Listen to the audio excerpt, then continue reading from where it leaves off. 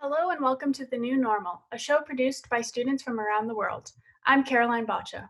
And I'm Emily Schulman. We're both from Ryerson University in Toronto, Canada. I'm Eefke van der Loop, here with my co-host in the Netherlands, Mario Matev.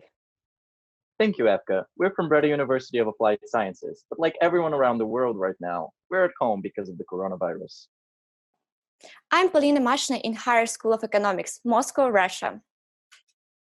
And I'm Katya Kharitonov. Right now, I'm more than 3,000 miles away from Moscow, in Siberia, in the city of Irkutsk. We've partnered with universities across the globe, including Israel, Brazil, Taiwan, Hong Kong, and the USA to produce a series of 6 shows. Although we come from different countries and backgrounds, we all have one thing in common. We're all students navigating the COVID-19 pandemic. We're here to share our experiences on how the virus has impacted our lives and what that looks like around the world.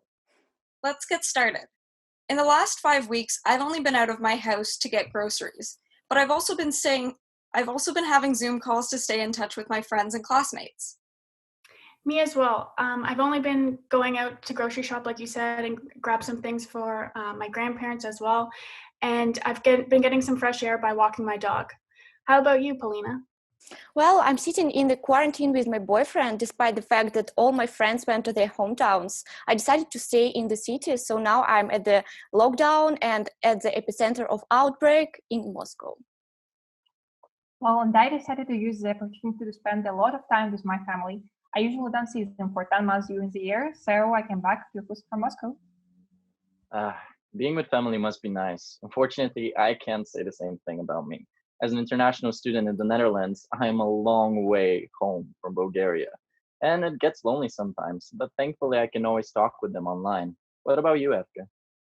Well, because I'm working in a supermarket, I isolate myself with my boyfriend and don't see other members of my family. But I hang out and play games with my friends on the app Discord.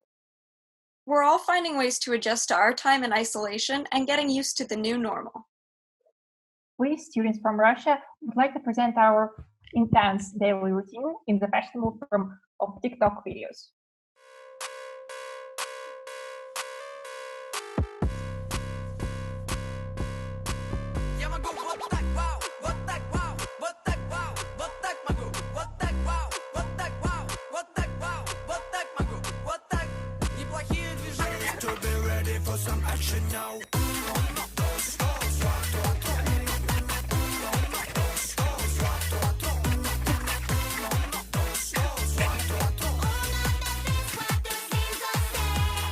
School is over, but it doesn't mean that schoolwork is also over. I still need sugar and caffeine to keep myself going in the morning, and all the Starbucks downtown is closed right now, so I make a dalgona coffee. To make this, you need 1 spoon of instant coffee, 1 spoon of sugar, 1 spoon of water, so 1 to 1 to 1 ratio, and you blend it until it makes a thick cream. After that, you mix it with your favorite milk. I'm using coconut milk, and then you mix it. And there you have it.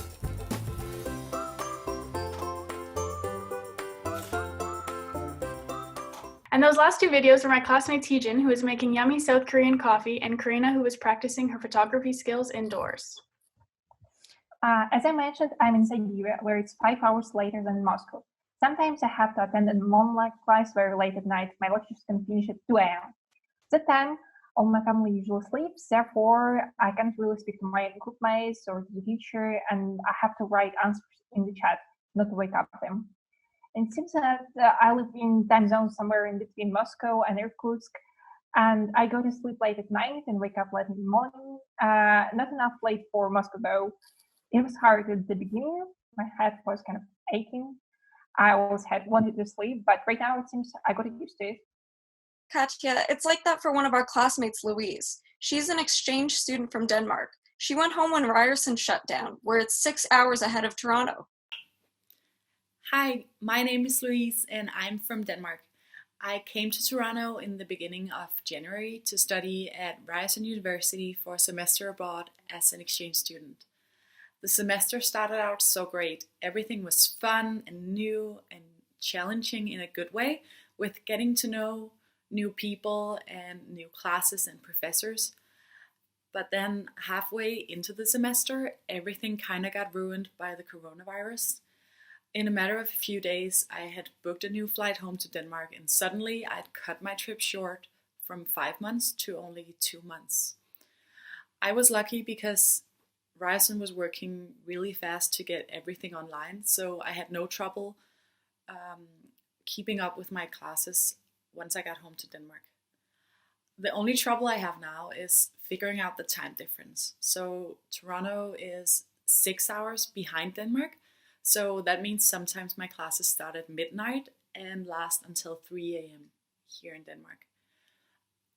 It's kind of tough, but it doesn't bother me that much though, because I get to sleep in the next day since my earliest classes start at 9 a.m. in Toronto, which is 3 p.m. here in Denmark. So all in all, even though my exchange was cut short, I am happy that I'm still able to complete all my classes and exams online with the help of my professors and my peers.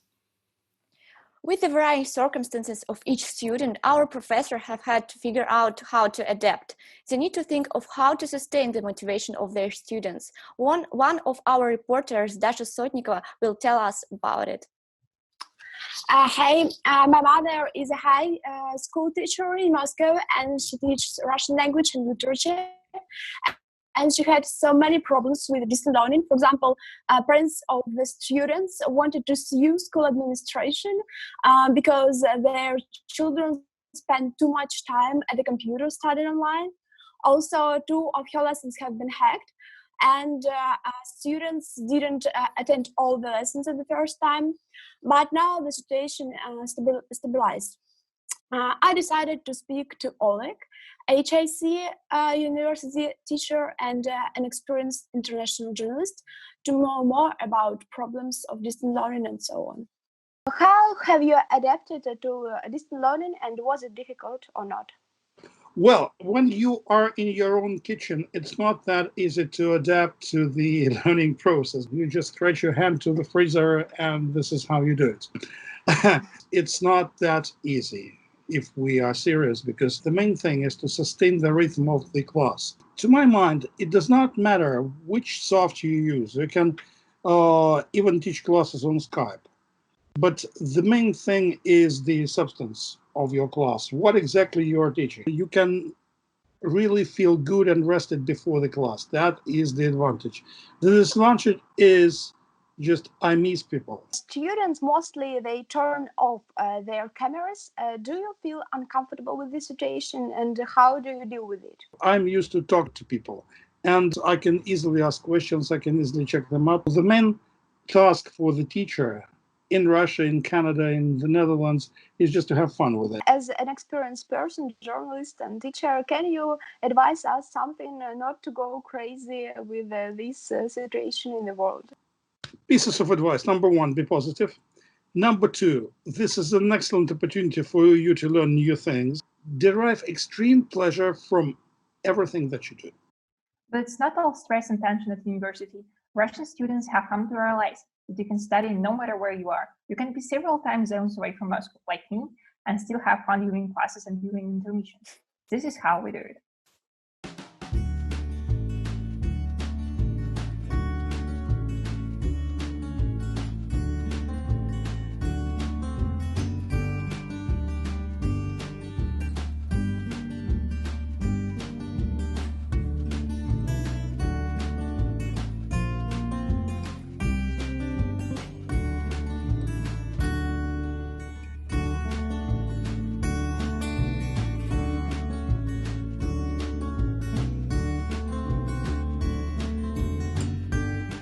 It's a whole different challenge for children and their teachers. Without clear guidelines here in the Netherlands, it's been very hard to adapt.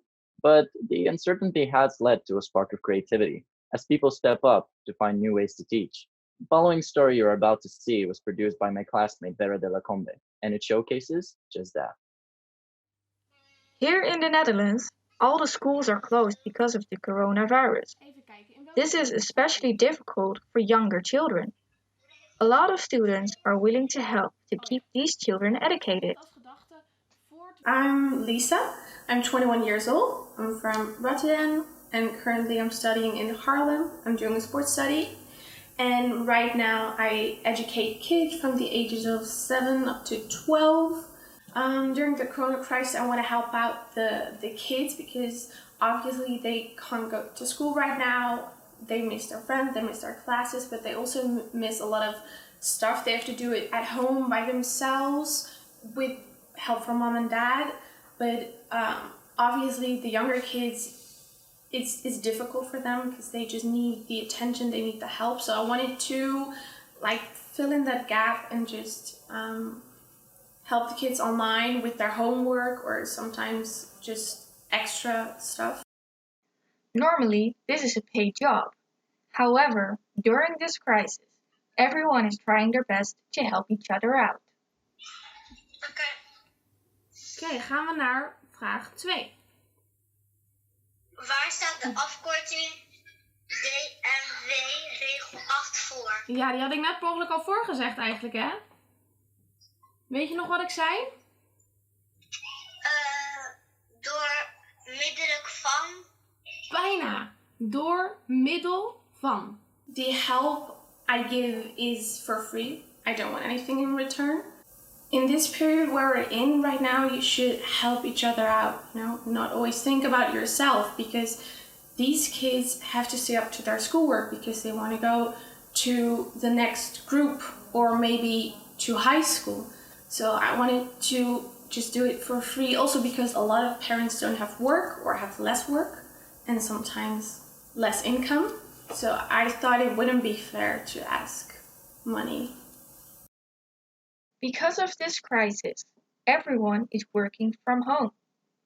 Parents with younger children have to watch and help their kids while they also have to work themselves. This puts them under a lot of stress. The parents are very happy and relieved that I'm there. Most of the children I help are at home and their parents are as well. And most of the parents also have to work from home, which means that they don't always have the time to help their kids. So they're very happy if I'm there so that I can help their kids so they won't fall behind in school, and also for the parents to have a little moment of just for themselves. Hopefully, the schools will be able to open soon. In the meantime, students like Lisa are able to help both parents and young children through this crisis. And Vera has turned her camera on right now and is joining us, so I can ask a question. Welcome, Vera. Hi, thank you. So I wanted to know, how did this story inspire you to do something during this crisis to help out? Well, Lisa is actually my sister, so she told me about this idea that she was tutoring young children, and she inspired me to do this as well. So because of her, I'm tutoring myself as well now. Oh, that's very cool. You might learn something yourself a little. Yeah, yes, indeed. Thank you. Yeah, no problem. We've had similar problems with that in Canada. Some families may only have one computer at home, but parents who need to work from home often have more than one school-aged kid. That's true. Actually, both of my brother's girlfriends are teachers, and just the other day they were delivering laptops and iPads to students who needed it. So it's crazy to think up until now they might not have been able to do anything at all. Yeah, for many Russian kids living through this strange time is an adventure too. Our little brothers and sisters still don't know much about the world, but these young Russians explore new things about distance learning. The kids shared their impressions with us. Hello, I'm Uliana. I'm 10 years old. I'm in the 4th grade now. I go to music school and also study English. And that's how I do this. We have distance education at school. I have 5 lessons per day. It's hard to focus on it, but I'm trying. I have musical classes too. I play the piano and sing during the call with my teacher. My English classes take place on Skype. I miss my friends. I hope we will fight this virus and get back to normal life. My name is Nikita. I'm 10 years old and I have a lot of homework. hard to learn. We haven't got online lessons because our teacher doesn't know how to use computer. He has short attention span as any child. That's why we try to cope with this problem by using special apps.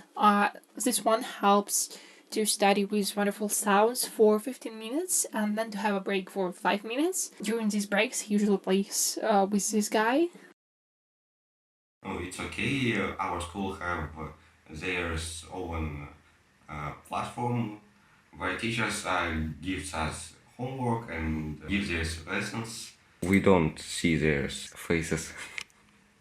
We are doing homework in the notebook, for example, Russian language, like this, photo it and send to our teachers. Ilya is also very sportive and he also has some pets. What happens next for all of us in university? Coming up in the show, we'll talk about the fears students have about the economy in the post-virus world. You're watching The New Normal, an international show on COVID-19 produced by students in Canada, the Netherlands, and Russia.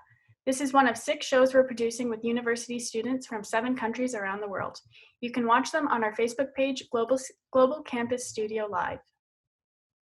With all the changes in the economy and the loss of jobs, university students are worried about what the job market will look like once we graduate. Online technologies like Zoom are changing the world very fast. My father believes there will be almost no offices after coronavirus. That means there will be no need in people who clean and lease offices, do equipment for them, and so on. We will enter another world when we go out of our houses. There will be a lot of new technologies and a lot of job losses. Across Canada, over 1 million jobs have been lost to date due to COVID-19. The province has a 7.6% unemployment rate, which is the highest it's ever been. Almost 600,000 people in Ontario have lost their jobs. We're hearing a lot of stories about people getting creative when it comes to saving their jobs. Genti Dreeman is a young Dutch freelancer who got her degree in music theater in the conservatory and almost 2 years ago. She works as a performer, creator, and teacher. And with the current crisis, things have also changed for her. With all her performances and physical classes cancelled, Gently has to think of other ways to still earn money in this cultural job market. Being a freelancer in times of the corona crisis can be hard, especially when you're in the cultural working field. How to survive when all your performances and physical classes get cancelled? I keep fighting voices in my mind that say I'm not enough. I work as a performer, singer, and musical theater maker. Next to performing, I also give private piano and singing lessons, and I teach theater to musical groups, conduct a choir, give workshops, and also teach music and theater at difficult primary schools. Being a cultural freelancer or creative is normally an uncertain job, but especially during this corona crisis. Most freelancers in the cultural world in the Netherlands are at home, especially the ones who don't teach but only perform.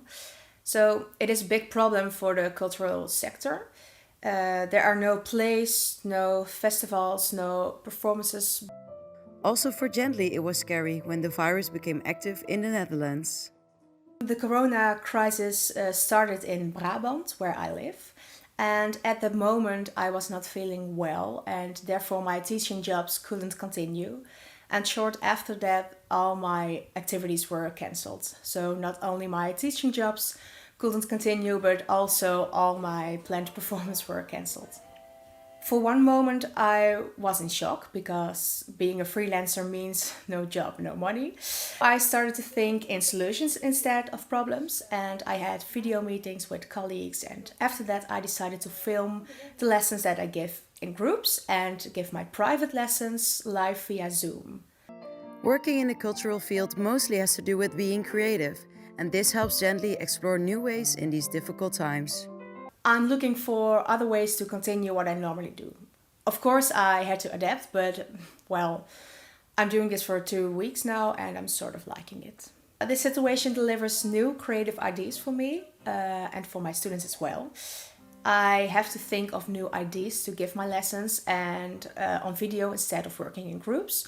So I have to think out of the box to prepare these lessons. I also want to do a live home concert that I'll stream on YouTube or other platforms.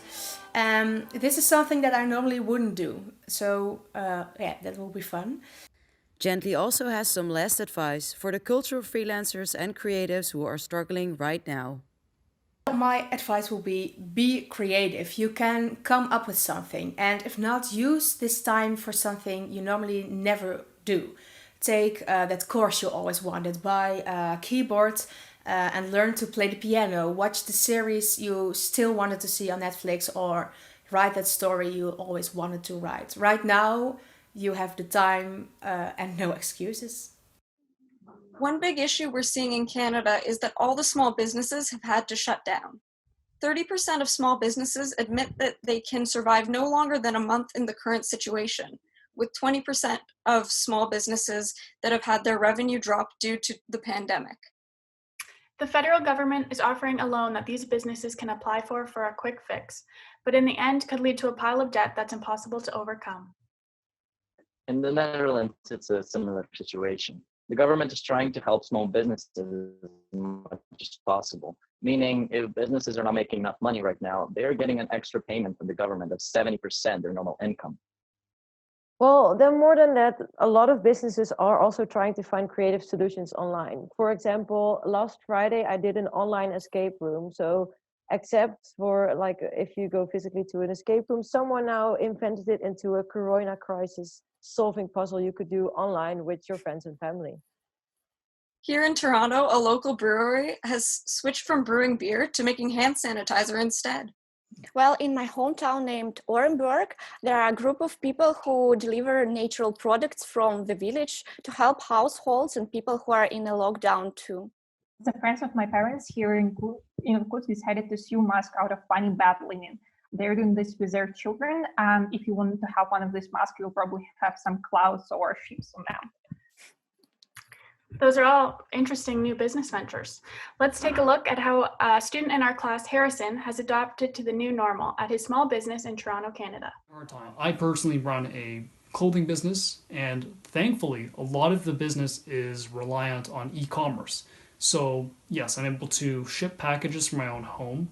I'm able to take pictures of stuff and post it online, and all that is zero contact. And that's great. But I also run a store with my friends, and we rely on going to vintage clothing shows, trade shows, in order to promote and sell our product. And we can't do that now, and as fortunate as we are to have e-commerce, at the same time, that's a huge chunk of our income that's now been taken away from us. Not only is it a burden on us financially, but, in terms of branding for your business, a large portion of expanding your brand, expanding who you are as a company, and also just getting your name and face out there, it's physical networking. And due to COVID-19, we're not able to do that anymore. Well, I've been working online and I don't have really some problems with this quarantine, so I can keep working now. What about you, Mario?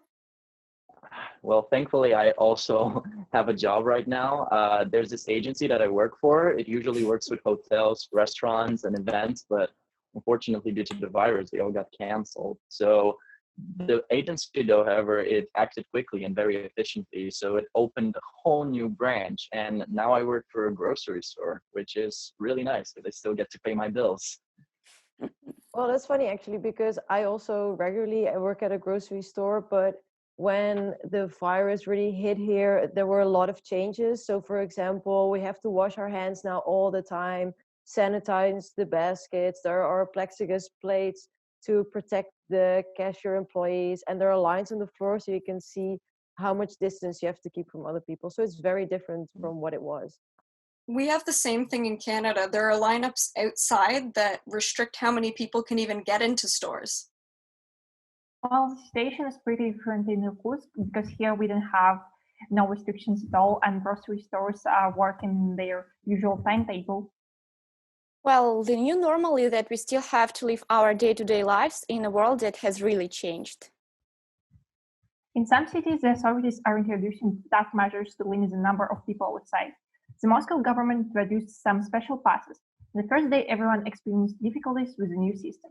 Total control causes overcrowding in the police checkpoints and subways.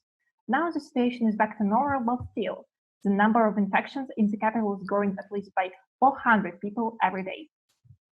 29th of March, Moscow has introduced a digital tracking system. Now residents must download a QR code if they want to move around the city by public transport or car. How does it work? You download pass on government website or in a mobile app.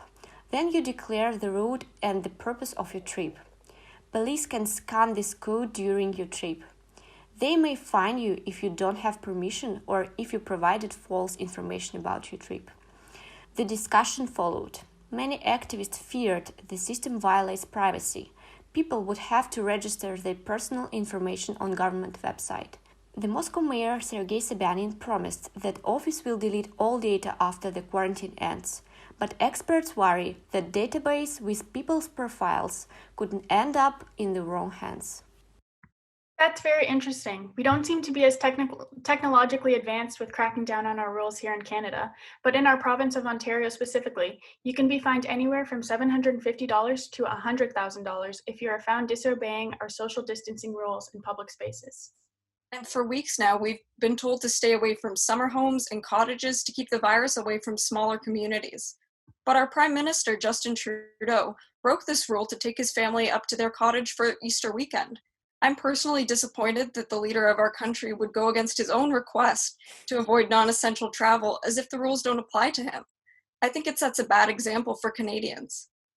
Well, a lot of people in Moscow also like to leave the city and go to their countryside, and everyone is tempted to escape from the lockdown. And this is what's happening in Russia. And our classmate Dasha Sotnikova shows how she spends quarantine in the village. I spent quarantine in the village called Serga. That is in Sverdlovsk region, where 126 people are infected. I always enjoy being here, as I can feel myself absolutely free and think as much as I want. Serga is a poor developed one, and the population here is under 1,000 people. I usually meditate in the afternoon and evening when the sun or moon are especially close to me. And under this absolute light, I feel that all things happening here are well planned, that all goes, the humanity will be healthy and happy again. And the author of this wonderful video, Dasha, has just turned her camera on here in Zoom. Hi, Dasha. Hey. Is there any danger of catching the virus in the countryside right now? As I said in the video, Serga, as many other Russian villages, is a really poor developed one. And when you go to the street, you can see 2 or 3 people there. So the chance of getting virus is really low. So have you talked to people? Are they angry because they have to sit at home? Because they have only a few number of sick people in the Ekaterinburg Oblast, as I know, and they still have like a really tough quarantine over there. The thing is that they do not sit at home because there are not that strict restrictions in the village, and they just are living their life and do not care. Okay, thank you, Basha. Bye. Bye. So, Maria, I know that you're from Bulgaria. Could you tell us, please, what is the situation over there right now? Yeah, well, the situation over there right now, like in regards to number of cases, it's pretty low. We're still below 1,000, which is really good. However, the government has imposed a sort of a military regime. So like people aren't even allowed to go from certain cities to visit their family. And it's been very difficult, like people having a mask. So the situation has been very difficult indeed. And also, like, as we're doing this Zoom show over here, like, we have to acknowledge maybe a little bit, like, there have been some bad connections. And although you might hear me, sometimes I might freeze, but we just got to roll with it. Well, I totally understand, Mario. And No matter where we are, we're all trying to keep our sense of community. And even though students are not allowed to enter the campus, we ask them how they still feel connected to our university, BUAS. Our radio teacher, Charlie Hicks, manages the campus radio station and is the DJ of the isolation show on the BUAS Hub Radio.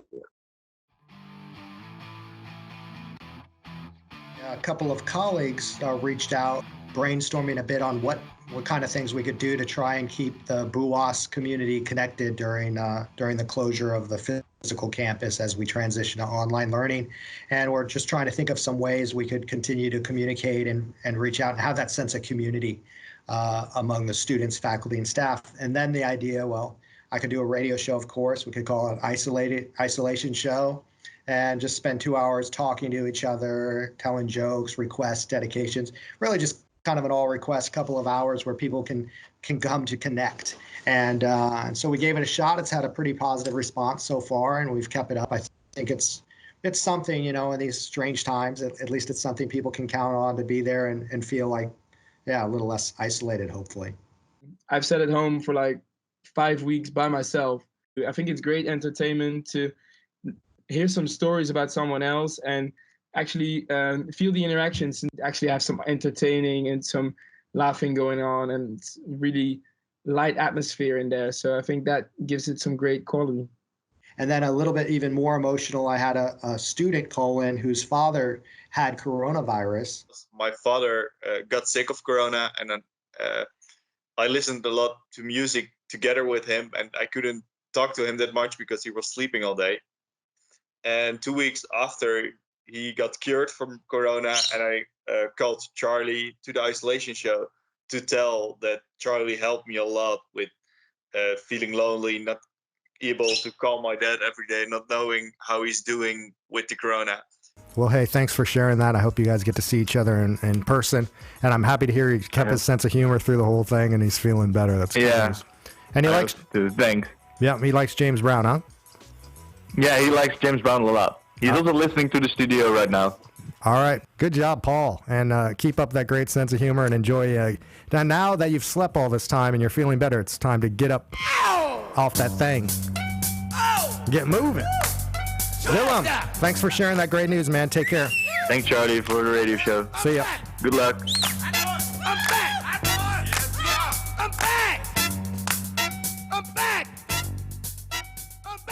He shared that news with us, as well as playing his father a song, and so that was super exciting and positive and made me feel really good. So I hope the isolation show I'm happy to be a small part of maybe something that people appreciate and enjoy.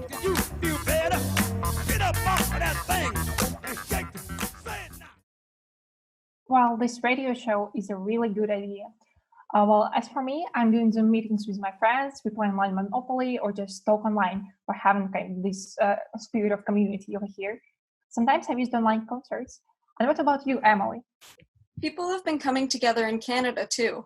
In and around Toronto, people have been organizing drive-by parades to cheer outside nursing homes in a show of support for the workers and residents.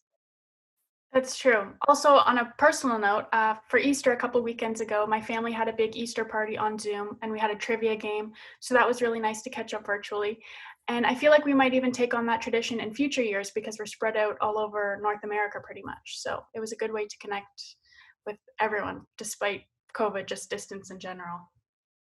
Well, speaking about traditions, like end of April, there's always the big celebration of the king's or queen's birthday in the Netherlands. So everyone goes in the street and dresses in orange. Well, that's not going to happen this year, but there already have been invented some new innovatives. For example, instead of partying outside, there will be live streams and live concerts, which you can watch so you can party inside your house. Well, I don't have a birthday, but I play online Mafia, and it's a psychology game with bad and good teams. So you should think and speak with people confidently to win this game. And this chatting helps you not to feel lonely. I think it's cool. Thanks. You've been watching The New Normal, one of 6 shows being produced by students from all around the world. Well, a lot of students from our 3 university work to put this show together. They're joining us now, And we're going to end by saying what the first thing is, what we plan to do when the isolation is over. Well, I think I'm going to walk further than my balcony and further than 100 meters from my home and eat my favorite food in the Chinese diner. It's so cool and amazing. I can't wait it. Well, Yeah. sounds delicious. Well, I'm gonna throw the big birthday party for my 25th birthday, which I missed out on last week. Oh. I'm going to give my grandparents a hug because I haven't seen them in a while, and I'm going to have my good friends over for maybe a wine and cheese night just to catch up, hang in. Ooh, I feel you, Caroline. Like seeing friends, the first thing I'm going to do is really going to out to see my friends. And to be honest, I don't think I'm going anywhere near my house for at least 24 hours. Well, as for me, I will go camping in the mountains and play Baikal with my friends. It's the deepest and the clearest lake in the world. It's probably 30 minutes drive from my home, but it seems so far away right now. That sounds really nice. I'm going to have a long overdue Easter dinner with my extended family. Wow, that's nice. And I will visit my grandparents and I will eat sushi in my favorite restaurant together with my boyfriend. That's cool. And I'm going to run in the nearest park, go to the mountains and go to the forest and kiss the trees as much as I want. My name is Anna, and I think I'm actually going to do the exact same thing and finally get sushi again because I haven't had it in the longest time. Well, you can watch all of our shows on YouTube and Facebook. From Russia. From the Netherlands. And from Canada. Thanks for joining us. Goodbye. Bye. Bye. Bye.